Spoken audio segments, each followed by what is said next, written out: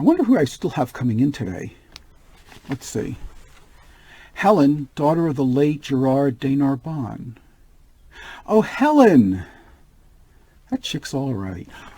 Greetings, folks, and welcome to the series finale of Romeo on Shakespeare. I can't believe this is the very last episode. I appreciate all of you indulging me in this series, especially in that last episode. I don't know about you, but personally, I found that nasty encounter with Peter Frampton to be very distasteful and undignified. Imagine him getting upset because I used the song lyrics to show me the way when talking to blind Gloucester. I don't know how he's going to make it in show business if he can't take it. Anyway, I would have liked to have another go at him when I had the upper hand. Oh well, I guess it's too late for that now, though. Or is it?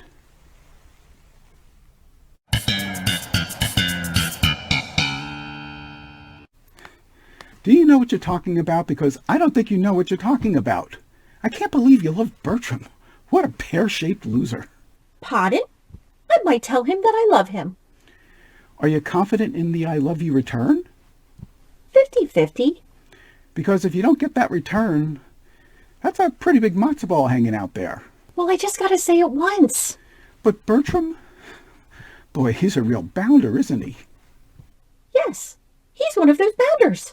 But it's worse than that, Helen. He's a male bimbo. He's a mimbo. All right, I know he's a mimbo, but he's my mimbo. And nobody beats him. Let me ask you, what would you do if he was here right now? Run away like a mouse? No, more like the Three Stooges at the end of every movie. Who are these stooges you speak of? They're a comedy team. Tell me about them. Everything. Well, they're three kind of funny-looking guys, and they hit each other a lot. You will show me these stooges? I will show you the Stooges. When? Well, I don't know where the Stooges are right now, but if I locate them, you'll be the first to know. In the meantime, let me get my notes and we can get started on your coaching session. As I've already said, Helen, my heart really goes out to you. Sometimes I think you're living in a fantasy world. You'll look at me like I'm the one who's crazy, but I fear that your love for Bertram may be unrealistic. I know in your mind you're saying, he's my husband and sooner or later, he will know our love was meant to be. As requested, I looked over the letter you want to send him in which you say, I know that eventually the arms I long for will open wide and you'll be proud to have me walking right by your side. I don't know how you can do this to yourself when you know and I know that he's the kind of boy who only wants to run around Italy enticing virgins. But I think you make it worse on yourself when you write, I'll keep waiting and someday, darling, you'll come to me when you want to settle down. Oh, my dear girl, I hate to see you throwing away your life on someone who is a complete tool. But as we agreed, we'll meet once more and then hopefully you'll see if he'll finally want the love he threw away before. Look, you've heard what I have to say. I don't know what the future holds for you and that good-for-nothing loser. But if you want to believe he's worthy of you and that he'll come back to you, then you go right on telling him in your mind, Bertram, one fine day, you're going to want me for your girl. Oi, mate. It's Peter Frampton. Let me in. I'll be right there. I got your note, but I could hardly make it out. I gather you're going through some type of 12-step program, and you're up to step 9. You have to apologize to everyone you ever wronged. It says to come here, and I'll get mine, so I'm here for my apology. Let me see that. That's not what this says at all. It says, come to my studio where I take my program for episode 39 and you'll get yours. Well, I'm here, so where's my apology? Who's that? Oh, just some friends of mine to make sure that you get yours. Hello. Hello. Hello. Hello. Hello. Hello. This is the punk I told you about who starred in that awful Sgt. Pepper movie in the 70s. Get 'em, boys! Lightning. Oh! Oh, wow. Oh, wise guy. Oh! No.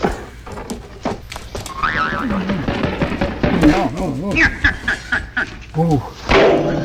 Oh!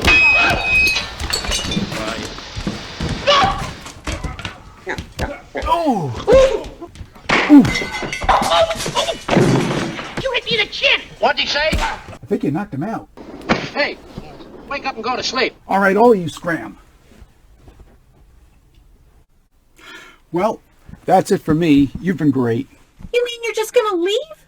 You bet. This is my last episode, and I am going out on a high note. Achoo! You're so good looking. Yuck, yuck, yuck.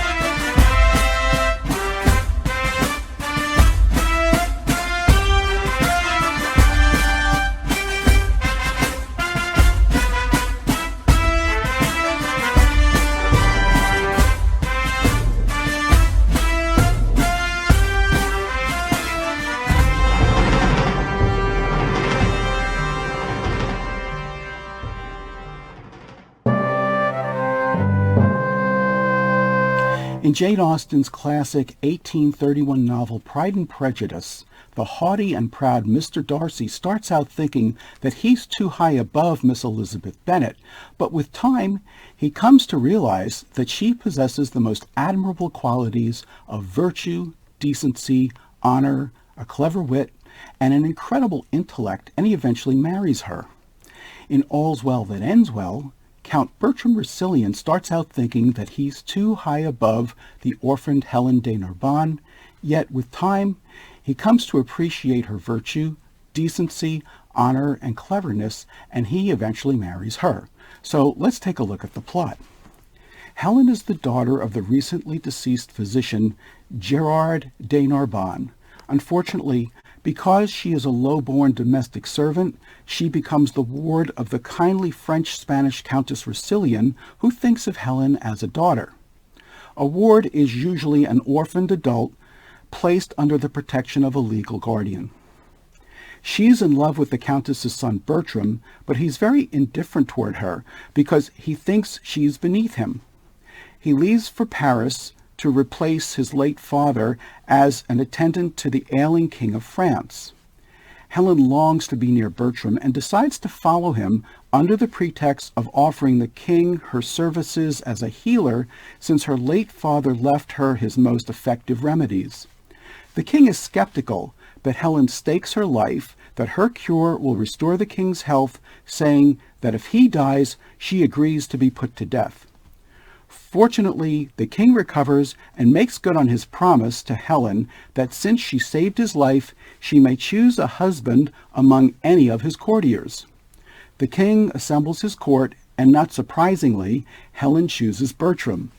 Unfortunately, he is shocked and repulsed because of her poverty and low status. Demonstrating his poor judgment of people, he rejects her, which offends and angers the king. Not wanting to go back on his promise, the king provides a dowry and forces Bertram to marry Helen. He reluctantly agrees to the marriage, but Bertram goes off to war in Italy right after the ceremony without even giving his brand new bride a goodbye kiss. Bertram takes along his friend Paralis, who is a weak, spineless, and disloyal friend.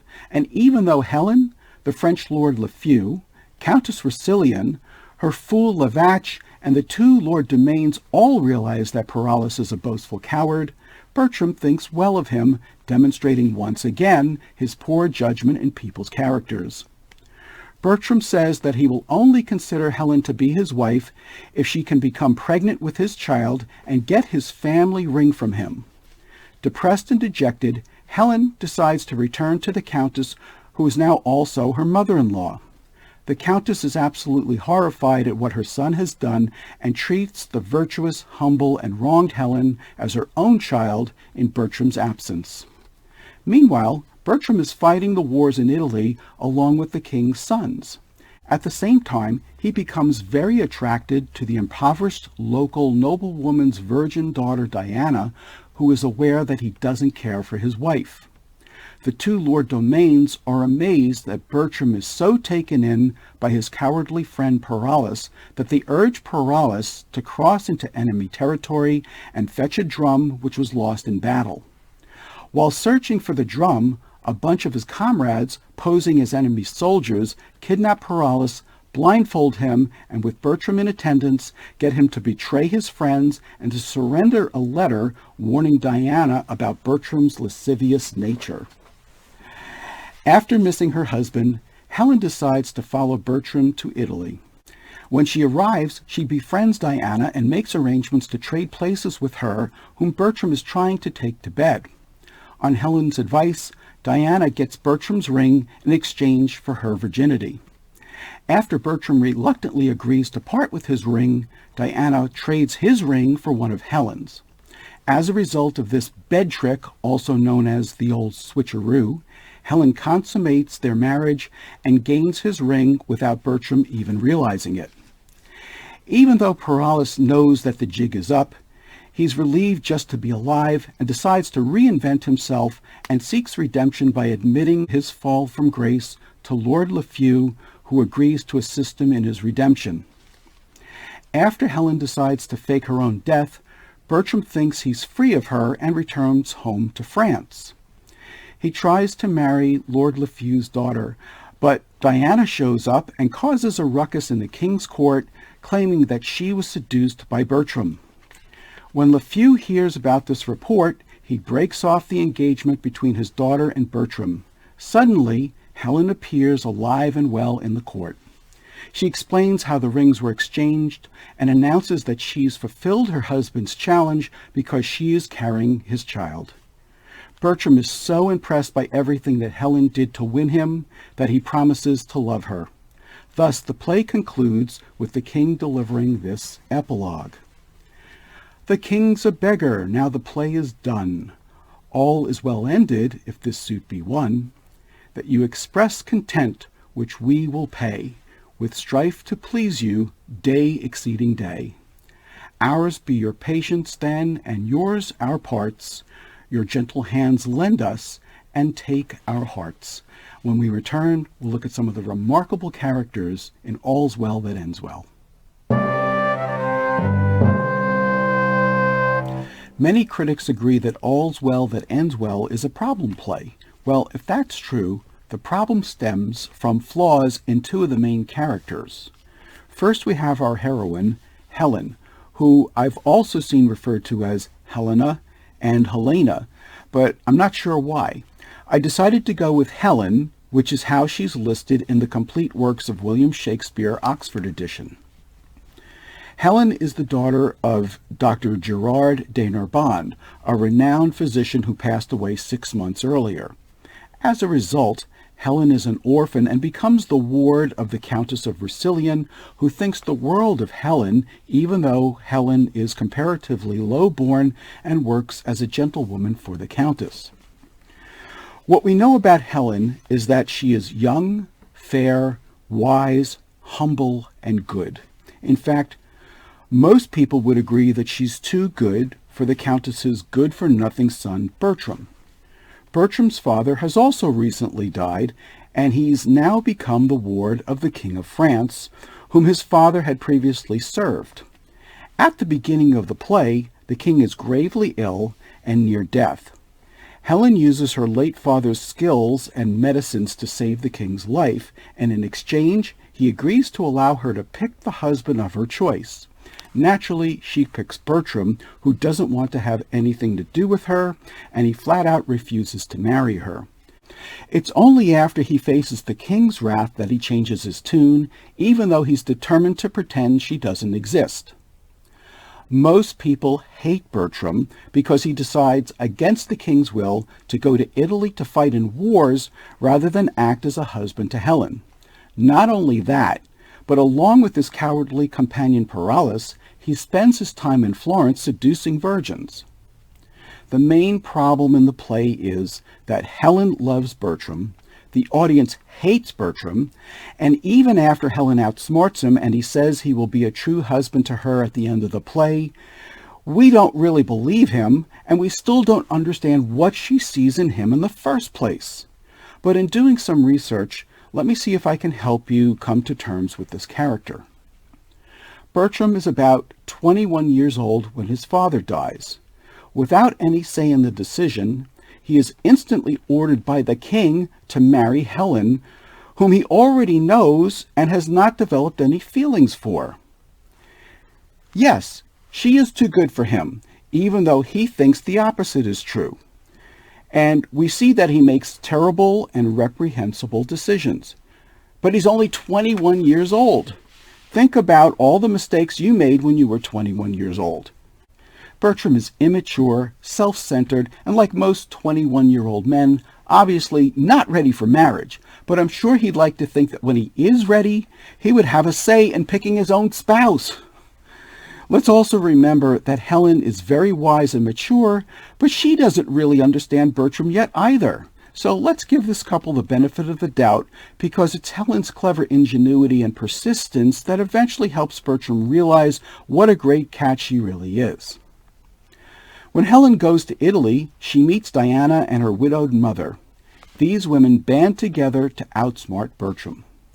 And Paralis may be a foolish coward, but after he's found out, at least he becomes humble, penitent, and reforms his life, so let's give him some credit for admitting his shortcomings and reinventing himself. When we return, we'll look at some of the plot devices and memorable scenes from All's Well That Ends Well. One of the first plot devices we encounter in this play is an unusual bargain between the gravely ill King of France and Helen. She believes that her late father's medical remedies can cure the king, but he's very skeptical, and so the two strike up a bargain. Helen is willing to be put to death if she doesn't cure the king of his illness, and in exchange, he agrees to try her cure, and if he regains his health, she gets to pick her choice of husband from among the king's nobles. The king recovers and makes good on his promise. So far, so good. The problem is, Helen chooses Bertram, and Bertram doesn't want to marry Helen. Just like in Macbeth, The Merchant of Venice, Pericles, Prince of Tyre, and The Winter's Tale, All's Well That Ends Well includes one of the most intriguing and unusual riddles in any Shakespeare play. The reluctant husband Bertram Russillian writes a letter to Helen stating, "When thou canst get the ring upon my finger, which never shall come off, and show me a child begotten of thy body, that I am father to, then call me husband. But in such a then I write a never." And although the prospect seems grim, we know that if all's well to end well, Helen will find a way to overcome the dilemma. The next three plot devices go hand in hand with each other.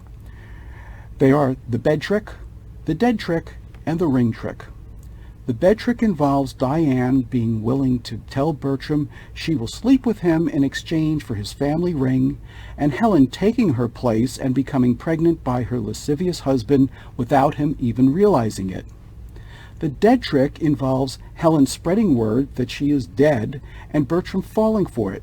Fortunately, it's just a ruse in order to expose Bertram's scandalous behavior and allow Helen to accomplish both conditions of her husband's challenge. The ring trick involves getting Bertram's family ring, replacing it with the ring the king gave Helen, and giving it back to him in front of the entire court, thus demonstrating her cleverness and worthiness to be Bertram's wife. The last plot device we'll look at is the monumental wrap-up scene at the end of the play, in which all of the loose ends and confusion are cleared up. Hey, if it worked in the Comedy of Errors, The Two Gentlemen of Verona, Pericles, Prince of Tyre, Measure for Measure, Twelfth Night, and Much Ado About Nothing, that's good enough for me. And as far as memorable scenes go, let's take a look at three. First we have Act 4, Scene 2, in which Bertram is trying to convince Diana to sleep with him. She's been well prepared for his advances, and she plays him like a fiddle. She tells him that her virginity is the honor of her household, and that if he wants to take it from her, he'll have to first fork over his family ring, which has been passed down for many generations. In Act 4, Scene 3, we watch as the blindfolded Paralis is interrogated by his captors and betrays every secret he knows about Bertram, the two Lord Domains, and the strengths of the Duke's men. He can't give them up fast enough. In the same scene, he's told that he's about to be executed, and he asks that his blindfold be taken off so that he could see his own death. Once it's removed, he realizes that he's actually among the very men he's just slandered and betrayed. And finally, in Act 5, Scene 3, we have the massive wrap-up scene in which Bertram is exposed as a cad in front of the king and his entire court. Helen walks in, and to Bertram's shock and everyone else's delight, she finally wins him over. When we return, we'll look at some of the major themes that run through All's Well That Ends Well.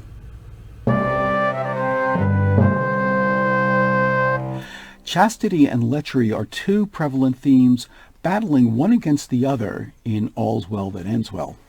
From the opening scene in Act 1, we see Helen and Paralis debating both sides of whether or not she should keep or lose virginity. Helen's solitude is interrupted by the arrival of Paralis, and he begins with one of the worst icebreakers any man has ever tried on a woman. Paralis says, "Are you meditating on virginity?"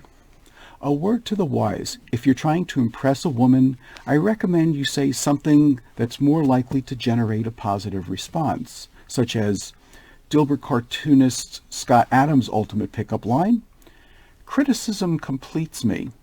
Still, Helen is not offended by his question and plays along with him, saying, "Aye, you have some stain of honor in you. Let me ask you a question. Man is enemy to virginity. How may we barricado it against him?" Paralis says, "Keep him out." Helen says, "But he assails, and our virginity, though valiant in the defense, yet is weak. Unfold to us some warlike resistance." Paralis says, "There is none. Man, sitting down before you, will undermine you and blow you up." Helen retorts, "Bless our poor virginity from underminers and blowers up. Is there no military policy how virgins might blow up men?" Paralis, whose name means words, offers many on the subject. He continues, "Virginity being blown down, man will quicklier be blown up. Marry, in blowing him down again, with the breach yourselves made, you lose your city. It is not politic in the commonwealth of nature to preserve virginity. Loss of virginity is rational increase, and there was never virgin got till virginity was first lost. That you are made of is metal to make virgins. Virginity, by being once lost, may be 10 times found. By being ever kept, 'tis ever lost. 'Tis too cold a companion. Away with it." Helen answers, "I will stand for it a little, though therefore I die a virgin." Paralis concludes, "There's little can be said in it. 'Tis against the rule of nature. To speak on the part of virginity is to accuse your mothers, which is most infallible disobedience. He that hangs himself is a virgin. Virginity murders itself, and should be buried in highways out of all sanctified limit, as a desperate offense against nature. Virginity breeds mites, much like a cheese, consumes itself to the very paring, and so dies with feeding his own stomach. Besides, virginity is peevish, proud, idle, made of self-love, which is the most inhibited sin in the canon. Keep it not. You cannot choose but lose by it. Out with it. Within 10 years, it will make itself 10, which is a goodly increase, and the principle itself not much the worse. Away with it." Later on in Act 4, Scene 2, we see Bertram negotiating with Diane to give up her virginity to him, and she agrees to do so, providing he's willing to part with his ring that has been handed down in his family for generations. It's only after much reluctance on both sides that the two come to terms with each other. But of course, the lusty Bertram loses his family ring, while Diana keeps her family honor, and Helen takes the ring by substituting herself in bed for Diana. Unfortunately, Bertram is not the only character in the play given to debauchery. While in the act of confessing everything he can possibly think of when he thinks he's been captured by the enemy and his life depends on turning over secrets to them, Paralis starts filling us in on the two Lord domains. Of the second one, he says he's a copy of the first, but of the first, he goes into great detail, stating, He was whipped for getting the sheriff's fool with child, a dumb innocent that could not say him nay. He also says, for rapes and ravishes, he parallels Nessus. And while we can't believe everything Paralis says, we do know that what he divulges about Bertram's lechery is true, and so there's nothing to contradict his assaults on Lord Dumaine. One of the more striking themes that runs through All's Well That Ends Well is how some characters are very good at judging others and some of them are absolutely terrible at it. We see that Bertram initially misjudges Helen because she's poor and overlooks her wonderful qualities of cleverness, wisdom, decency, devotion, and sensibility. We can only hope that Bertram will become worthy of redemption when he accepts his role as Helen's husband, as he promises to do at the end of the play. Bertram also sees Paralis as a good and brave friend, even though he's nothing but a scoundrel, a liar, a false friend, and a coward, and he only learns the truth when the two Lord Dumaines show Bertram Paralis's interrogation. Helen appears to demonstrate poor character judgment by setting her heart on Bertram. She certainly doesn't know him very well, and indeed his behavior throughout most of the play is deplorable towards her and Diana. Helen is wise, and perhaps it's her good judgment of character that enables her to see Bertram's potential, and she's willing to wait for him to achieve his promise. Remember, at the end of Measure for Measure, Mariana says to the Duke, "They say best men are molded out of faults, and for the most become much more the better for being a little bad. So may my husband, and so may Bertram. So let's give Helen the benefit of the doubt that Bertram may become more worthy of her once he grows up, and with her guidance, better follows his father's example. After all, it's her life." Besides, it didn't take Helen long to size up the Countess, the King of France, Diana, or her widowed mother and win all of them over. She has excellent people skills and a way of bringing out the best in others. The Countess Roussillon also appears to be an excellent judge of character. Even though she loves her son, she's not blind to his shortcomings and makes no excuses for his bad behavior. She recognizes Lavatch as a scurvy sort of rascal whom her late husband took pity on and only uses him when she absolutely has to. But when it comes to Helen, we see her compassionate side, and unlike some overprotective mothers who think a poor, orphan peasant is not good enough for her son, she embraces Helen's goodness and takes her side over Bertram's. We don't see a lot of the widow Capulet of Florence, but we can tell she's a good judge of character and trusts Helen to have Diana's best interest in mind. We know that she sizes up Bertram accurately as well. Diana genuinely trusts Helen, but is assisted in this area by her mother's wise counsel.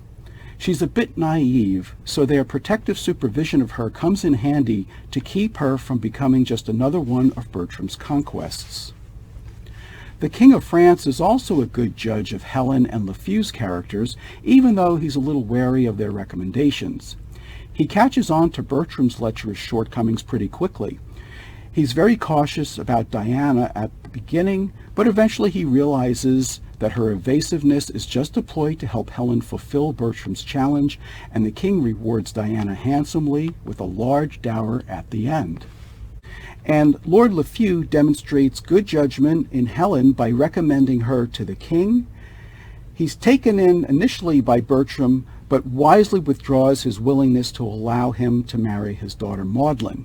However, when it comes to Paralis, he was the first person who found him out, yet he didn't kick him when he was down, and instead Lefew invites him into his house and seems willing to help him further on his road to redemption.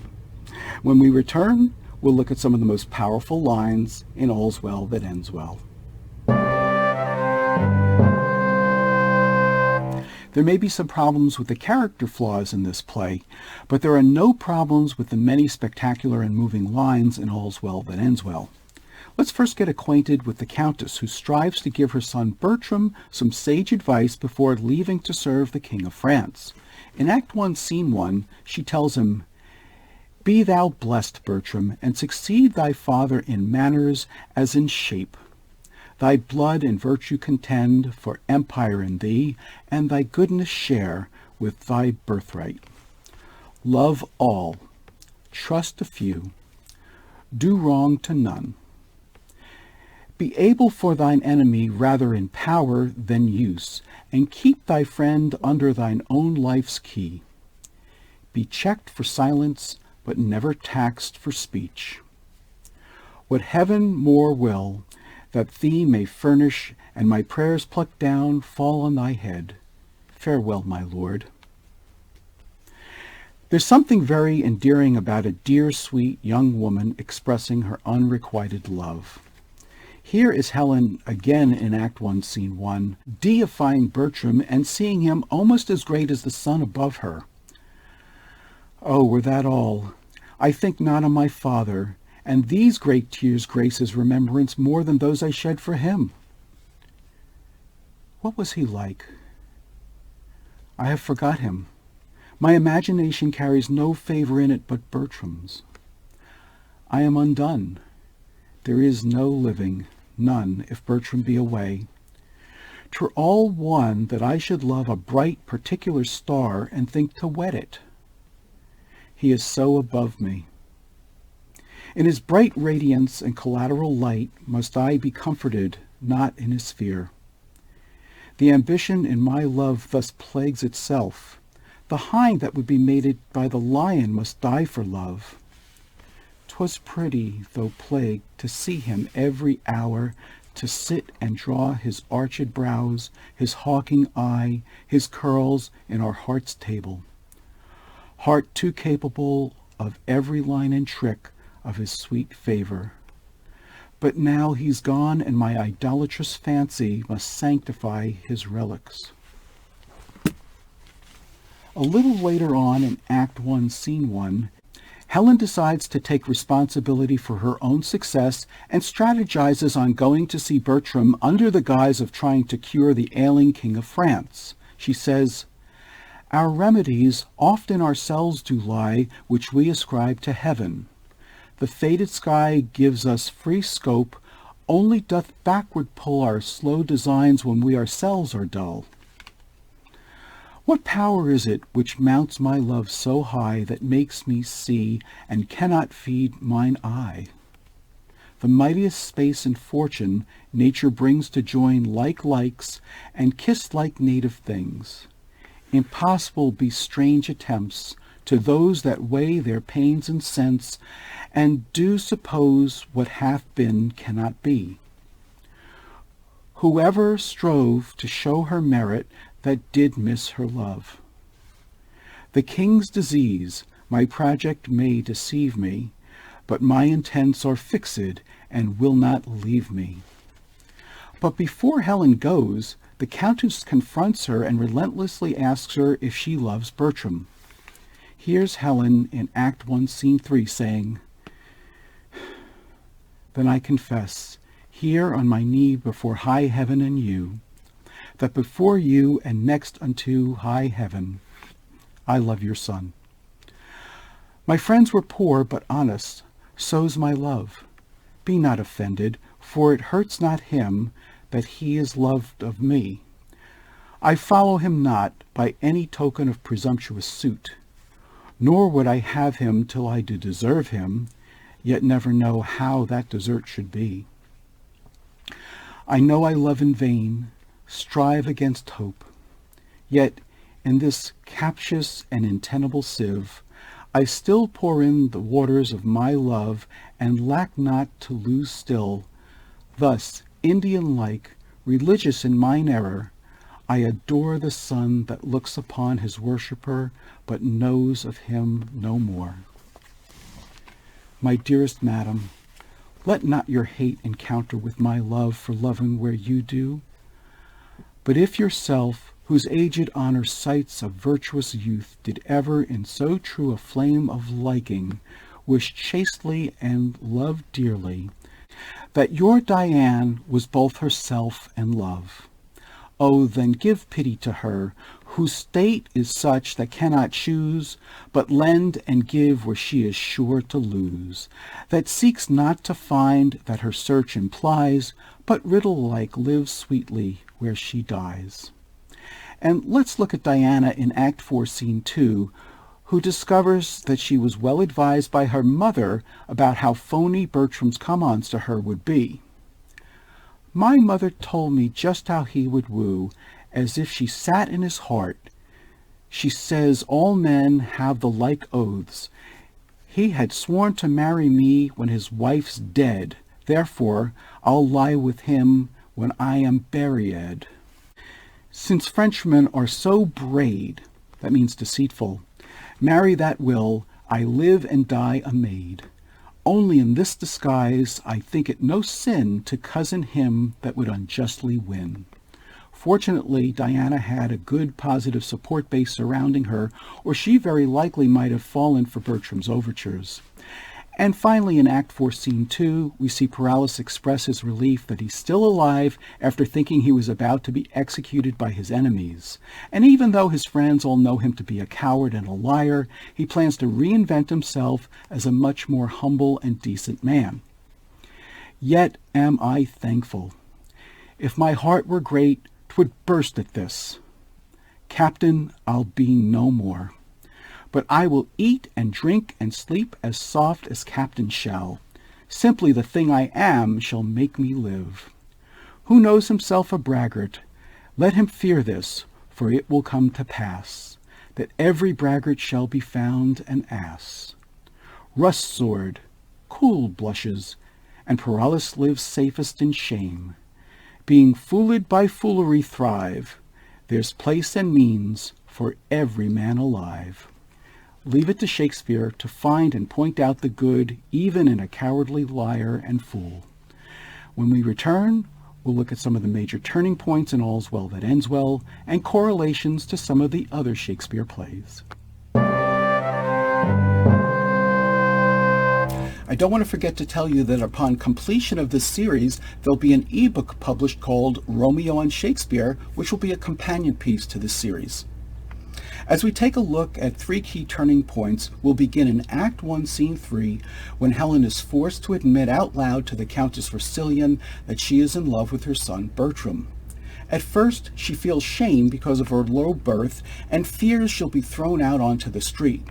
But instead, the Countess embraces Helen and recommends that she go to Paris where Bertram is attending the king in hopes of curing the ailing monarch. Now Helen has an ally and the means to accomplish her goal. Next, in Act 2, Scene 3, we see that the king has recovered from his illness and is up and dancing with joy. He allows Helen to select the husband of her choice, and naturally she picks Bertram. Not only that, but the king also agrees to provide Helen with honor and a sizable dower to remove Bertram's claims that she's beneath him.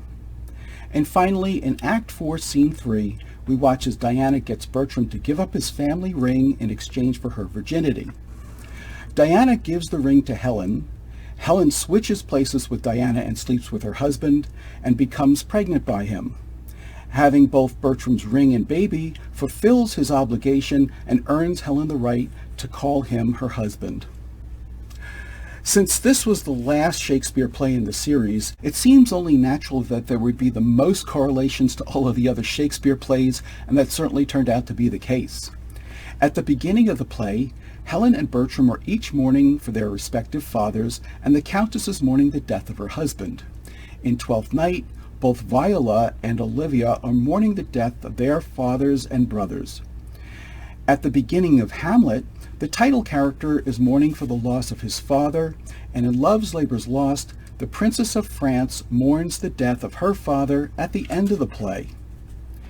In the opening scene, after Count Rousillion's death, Lord Lafeu tells the Countess and Bertram that they will find a husband and a father respectively in the King of France. This is similar to what Claudius says to Gertrude and Hamlet in Hamlet. Henry V also tells his brothers that he will be a father to them after the death of Henry IV. The Countess gives her son Bertram very sound advice as he leaves for Paris, just like Polonius does in Hamlet when his son Laertes leaves for France. Helen has been described as courageous as Isabel, as imaginative as Rosalind, as patient as Virgilia, as modest as Hero, as ingenious as Portia and Viola, as sensible as Sylvia, as dedicated as Imogen, and as passionate as Juliet. The Countess loves Helen and cares for her after her father's death and encourages Helen's feelings for her son. In Hamlet, Queen Gertrude also encourages Ophelia and hopes that she might someday become Hamlet's wife. In Othello, Brabantio loves Othello until he elopes with Desdemona, and in Cymbeline, the king loves Posthumus and raises him until he secretly marries his daughter Imogen. The Countess is very supportive and protective of her daughter-in-law Helen, even more so than Volumnia is of her daughter-in-law Virgilia in Coriolanus. There's also a close bond amongst the Duchess of York, Queen Elizabeth Grey, and even Lady Anne in Richard III. In Act 2, Scene 1, the ailing king mistrusts innocent Helen's attempts to restore him from his fistula. In Pericles, Prince of Tyre, Pericles mistrusts his innocent daughter Marina, who tries to restore him from his melancholy. In Act 2, Scene 2, LeFou says, "I am Cressid's uncle that dare leave two together when he brings Helen in to cure the King of France." This is a reference to Pandarus, Cressida's uncle, who acts as a clandestine go-between for the two title characters in Troilus and Cressida. Bertram must marry Helen because she picks him as part of the deal she made when she saved the king's life. In A Midsummer Night's Dream, Helena must marry her father Aegeus's choice of husband Demetrius or die according to an ancient Athenian rite.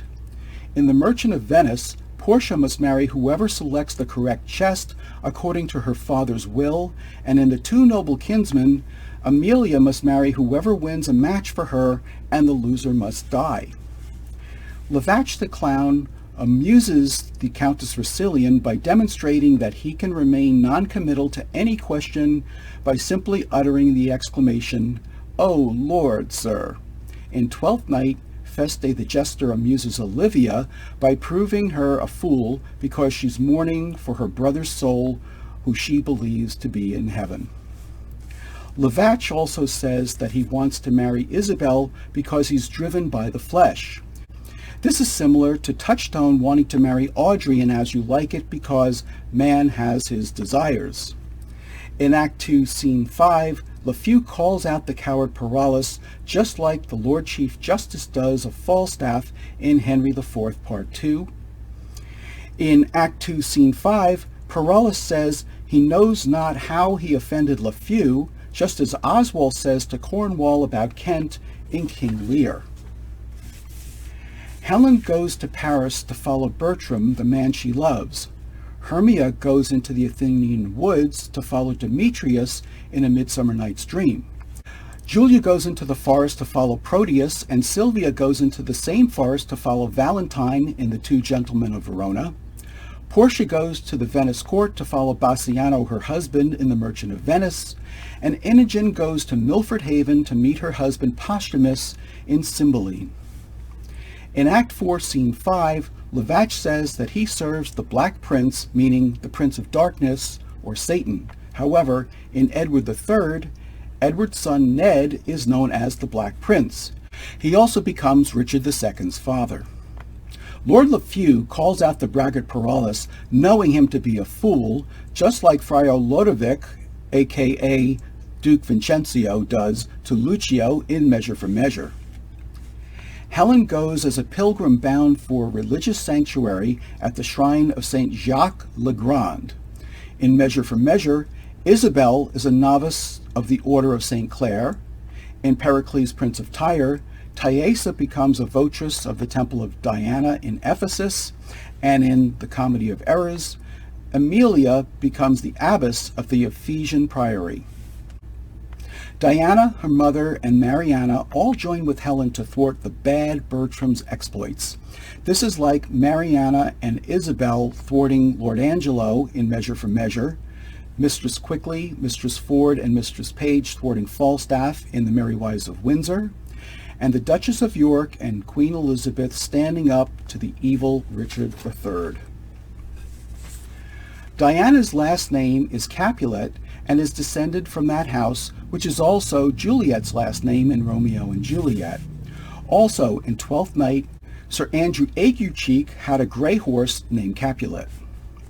Diana, her mother, Mariana, and Helen all watched soldiers returning on parade from a window above, just like Pandarus and Cressida do in Troilus and Cressida.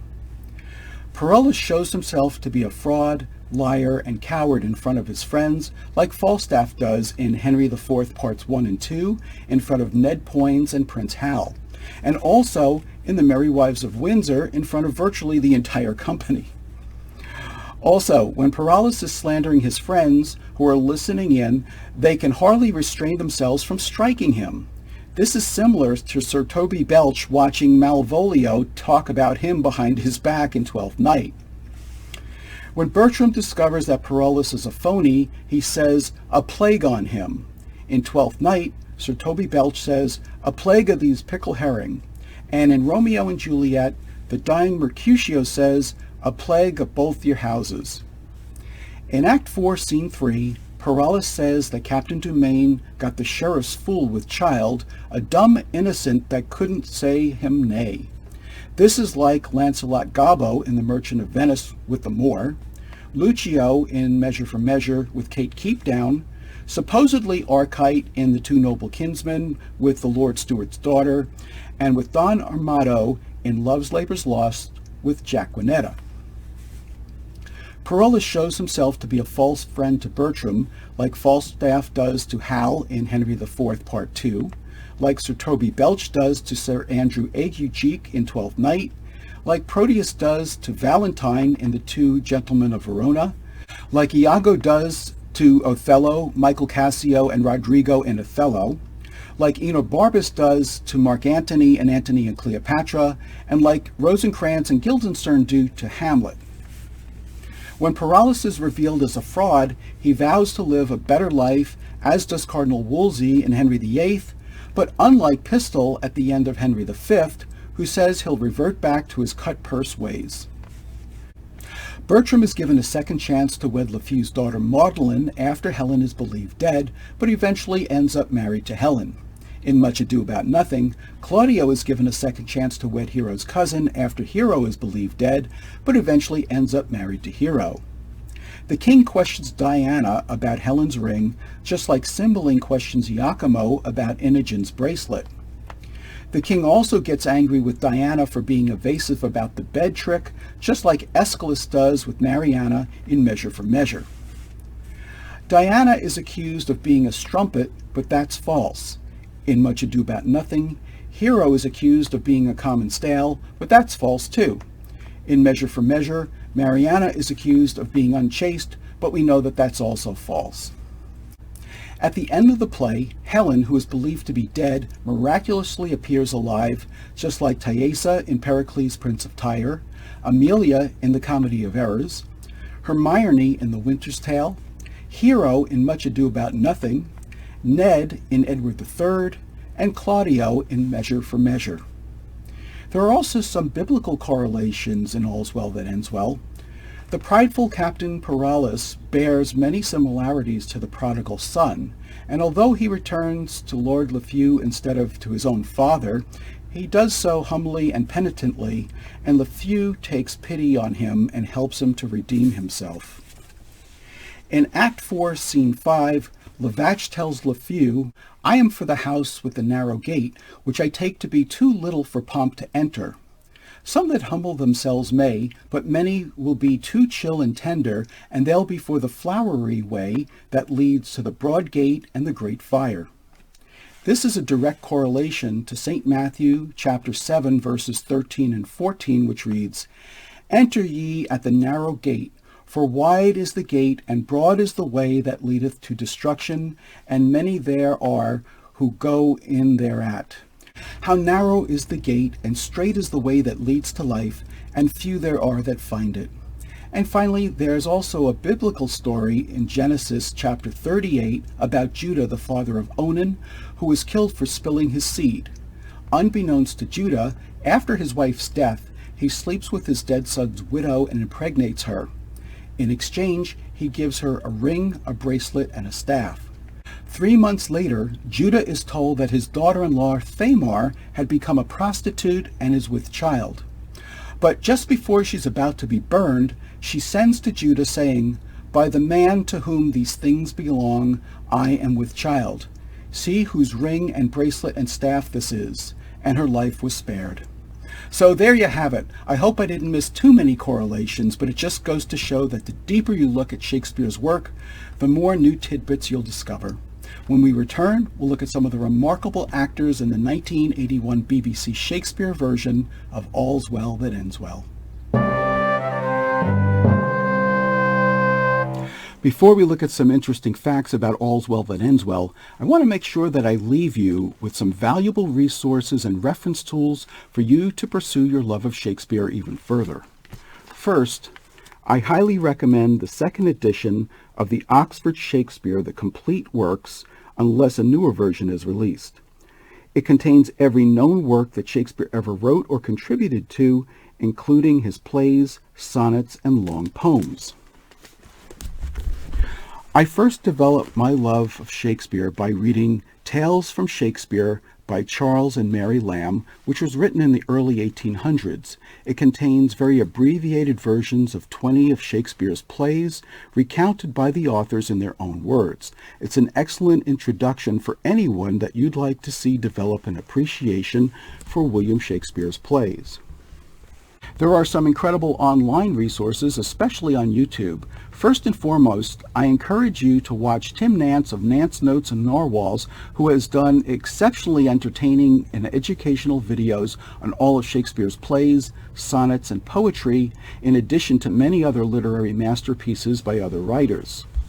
You'll also find some full-length lectures by Harvard professor Marjorie Garber, whose excellent 2004 book, Shakespeare After All, points out an enormous number of correlations among Shakespeare's plays and biblical references, not to mention the translated meanings of many of Shakespeare characters' names. The late Professor Paul Cantor, formerly of the University of Virginia, also has an outstanding lecture series on Shakespeare and politics. And if you want to hear how the women's monologues are supposed to sound, be sure to find the insane artist, also known as Octavia Selina Alexandrou's magnificent performances. If you don't own a copy of Shakespeare's plays, you can find them online through the Folger Shakespeare Library, where you can read along with the entire text.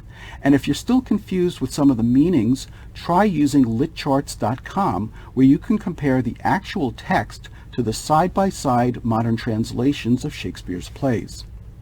And now, as promised, here are some interesting facts about All's Well That Ends Well. The play is based on the tale of Giletta di Narbona, Tale 9 of Day 3, from the Decameron, which was written by the 14th century writer Giovanni Boccaccio, which Shakespeare may have read when it was translated into French by the 15th century author William Painter in his work entitled Palace of Pleasure. All's Well That Ends Well is one of Shakespeare's lesser-known works and has been criticized because Bertram switches his feelings about Helen from hatred to love in just one line at the end of the play. Some critics even think it's possible that there may have been some missing lines at the end of the play, but that's only speculation. Still, if it is a problem play, the only real problem is that it reflects real life very closely. Our heroine's name is Helen in the Oxford Shakespeare Complete Works, but she also goes by Helena and Helena. This was probably to help with the flow of the text. The actual Parolles was Charles, the Duke of Aumale, a cousin of the Dumains, who was hanged, drawn, and quartered in effigy and died in Flanders. These facts were included in Christopher Marlowe's work, The Massacre in Paris, and further demonstrate Shakespeare's incredible knowledge and attention to detail. By the way, Parolles' name means words in French, which is ironic because he tells the second Lord Dumain, "I love not many words." Bertram says that he was told that Diana's name was Fontabelle, which means beautiful fountain, whereas Diana is well known as the goddess of virginity, among other names. If we were to make a list of Shakespeare's bad boyfriends, most people would probably put Bertram at the top of the list for defiling virgins and telling them his wife is dead. But he would have to also beat out Proteus in The Two Gentlemen of Verona, Lord Angelo and Lucio, both in Measure for Measure, Chiron and Demetrius in Titus Andronicus, Demetrius in A Midsummer Night's Dream, Claudio in Much Ado About Nothing, Hamlet, and Mark Antony. In the play, Helen says that she's going to St. Jacques le Grand, also known as St. James the Greater, which is located in Santiago de Compostela, Spain. However, her going from France through Florence to get there would defy geography. It's kind of like Fortinbras and Hamlet cutting through Denmark in order to get from Norway to Poland. Also, even though Roussillon is an old province in France located at the very southern border and is separated from Spain by the Pyrenees Mountains, this town predates Shakespeare and was under Spanish rule up until 1641. However, there is another Roussillon located on the banks of the Rhone River, which was a standard stop and staging post on the route from France to Italy and is most likely where Bertram is from. The King of France mentions that the Florentines are fighting the Savoys. These were people from the Republic of Siena, a town in Italy which was at war with the state of Florence and was defeated in 1559. Irish playwright George Bernard Shaw commented on the Countess of Roussillon, stating that her character was the most beautiful old woman's part ever written. And although it doesn't have anything to do specifically with All's Well That Ends Well, I didn't want to conclude this series without mentioning that Pope Adrian IV, the only English pope who reigned from 1154 to 1159, was originally named Nicholas Breakspere. When we return, we'll look at some of the remarkable actors in the 1981 BBC Shakespeare version of All's Well That Ends Well. Before we look at some of the actors in the 1981 BBC Shakespeare version of All's Well That Ends Well, I want to give credit to the director, Elijah Moshinsky, for his incredible camera work, especially in the scene where Paralis realizes that he's been made the butt of a prank, and in the wrap-up scene in which the camera captures the faces of all in attendance as they discover that Helen is still alive. Also, Stephen Oliver's hauntingly beautiful refrain that plays throughout the entire play is arguably the finest piece of music in the entire series. The reason I harp on the BBC Shakespeare DVD series so much, even though it was recorded over 40 years ago, is because of the superior acting, the completeness of the series, only Edward III and the Two Noble Kinsmen are absent, and its dedication to the original text. While there are many other versions of Shakespeare plays, I've been disappointed with most of them when they decide to take liberties with the original material specifically to improve, or more often, co-opt them for their own social or political agendas. I also want to thank Crystal Grove for providing the voice of Helen at the beginning of this episode, and Kevin Hallman of Hallman Media for providing all of the additional voices, British accents, and special effects needed to produce this video series. And now to the actors. Ian Charleson, who plays Bertram, also played Fortinbras in Hamlet in 1980, and Octavius Caesar in Antony and Cleopatra in 1981. Cecilia Johnson, who plays the Countess Roussillon, also played the nurse in Romeo and Juliet in 1978. Pippa Gard, who plays Diana, also played Marina in The Tempest in 1980, and Hermia in A Midsummer Night's Dream in 1981. Notably, in all three plays, the actress was charged with guarding her virginity, modesty, and honor against the advances of unwanted aggressors. Kevin Stoney, who plays Ronaldo, also played Aeschylus in Measure for Measure in 1979. Rosemary Leach, who plays the widow Capulet of Venice, also played Emilia in Othello in 1981. Max Arthur, who plays the second gentleman, also played Lucilius in Timon of Athens in 1981. Robert Lindsay, who plays Captain Dumaine, also played Fabian in Twelfth Night in 1980. Lysander in A Midsummer Night's Dream in 1981. Iachimo in Cymbeline in 1982. And Benedict in Much Ado About Nothing in 1984. Also in 1984, he starred in a revival of Me and My Girl opposite Emma Thompson, earning him a Tony Award, and in 2021, Lindsay starred as Moonface Martin in a revival of Anything Goes, in which he was reunited with Felicity Kendall, his 1980 Twelfth Night co-star, after 41 years. Terence McGinty, who plays the First Gentleman, also played Lucianus in Hamlet in 1980, Servilius in Timon of Athens, and the Second Gentleman in Othello, both in 1981, and the British captain in Cymbeline in 1982. He also plays Thomas Mowbray in the 2003 version of Richard II with Mark Rylance. Angela Downs, who plays Helen, also played Mrs. Cole in the 1996 Gwyneth Paltrow version of Emma. James Simmons, who plays a bachelor, also played Sir Andrew Aguecheek in the 1988 Kenneth Branagh version of Twelfth Night, and Duke Edward of York in the 1989 Kenneth Branagh version of Henry V. And finally, the magnificent actor Michael Hordern, who plays LeFou, played Capulet in Romeo and Juliet in 1978, Prospero in The Tempest in 1980, King Lear in King Lear, and Jupiter in Cymbeline, both in 1982. And before that, he played Senex in the 1966 film A Funny Thing Happened on the Way to the Forum with Zero Mostel and Michael Crawford, and Baptista in the 1967 Elizabeth Taylor, Richard Burton version of The Taming of the Shrew.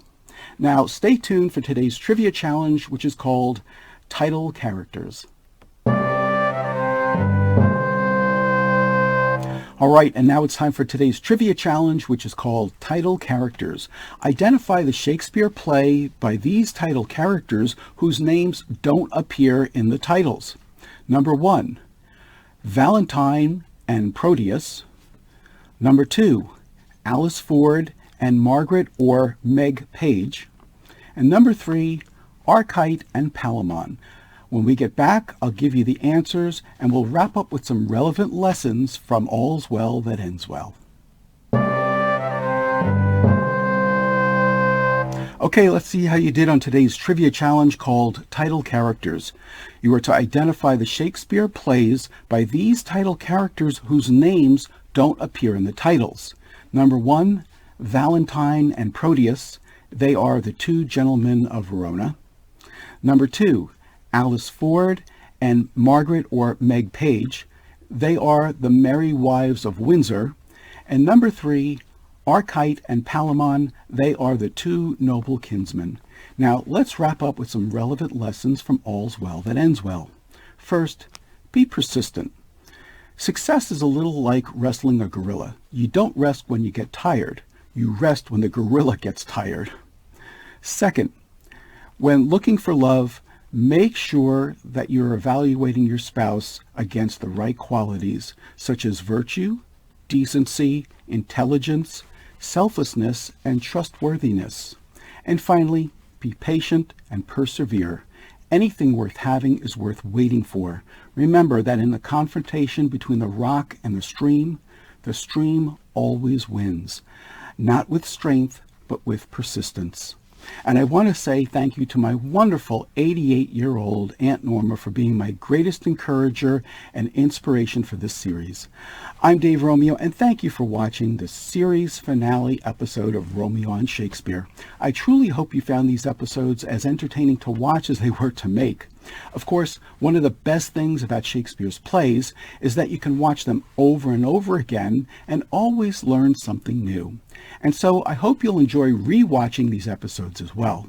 So with that in mind, please join me next time in episode 1, when a Roman world leader flocks to Egypt for fun.